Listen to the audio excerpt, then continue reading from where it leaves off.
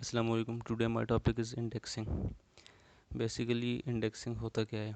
When you have a huge man table and you want to reduce the time to access a particular record, we use indexing file. मिसाल के तौर पर हमारे पास data पे base की एक file है जो बहुत बड़ी है और हमें उसे सर्च करने में बहुत ज़्यादा टाइम लगता है, तो हम एक छोटी फ़ाइल क्रिएट करते हैं जिसे हम इंडेक्स बोलते हैं। जैसे कि indexing is database system is similar to what we see in book. Book की एग्जांपल लेते हैं। हमारे पास एक बुक है और जिसमें 500 पेजेस हैं और हमें उसमें एक टॉपिक सर्च करना है, तो हमें उस टॉपिक को सर्च करने के लिए 500 पेजेस को सर्च करना होगा। तो उसी तरह हमें बुक के फर्स्ट पे स्टार्ट में 2 पेजेस इंडेक्स दिए होते हैं जिसमें हमारे पास टॉपिक नंबर दिया होता है, तो हम सिंपल वहाँ से जाके टॉपिक नंबर देखते हैं और अपने टॉपिक को रीड करते हैं। नेक्स्ट है टाइप्स। तो फर्स्ट है प्राइमरी इंडेक्सिंग। प्राइमरी इंडेक्सिंग क्या होती है? Primary indexing is define on an ordered data file. The data file is ordered on a key field. The key field is generally the primary key of the relation.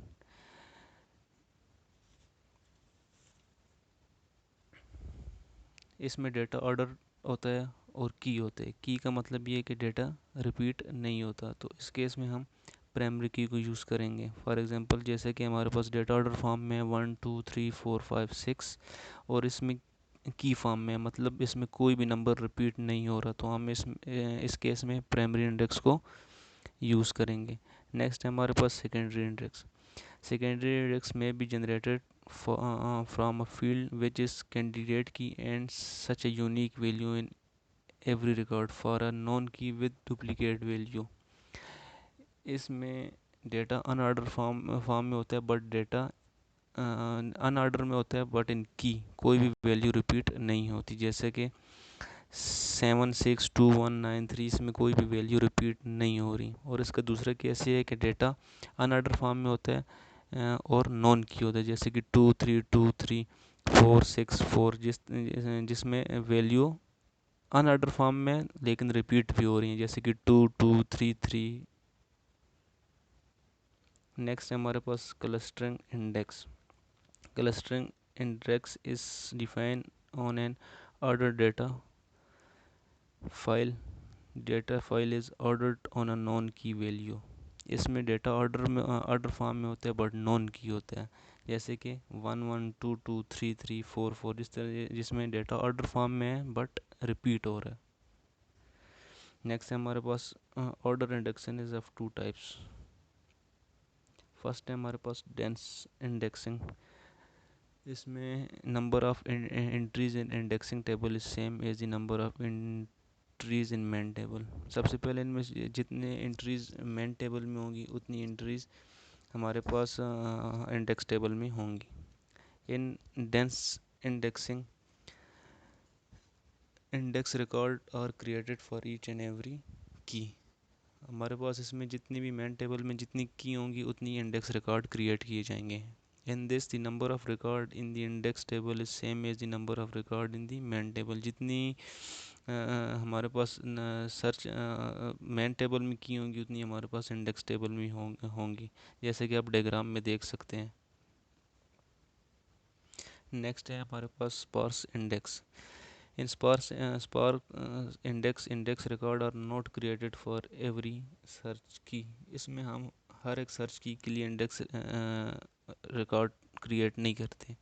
When the index entry in the index file is not created for all the record, mean it created for some of record। जिसमें इसमें हम कुछ records के लिए सिर्फ index की create करते हैं। In this, instead of pointing to each record in the main table, the index point to record the main table in the gap। जैसे कि आप डायग्राम में देख सकते हैं, इसमें एक कनाडा वाला जो हमारे पास ब्लॉक है इसको छोड़ दिया गया है, तो इसमें हम हर एक मैन टेबल के हर की के लिए इंडेक्स क्रिएट नहीं करते। नेक्स्ट है हमारे पास मल्टी लेवल इंडेक्सिंग।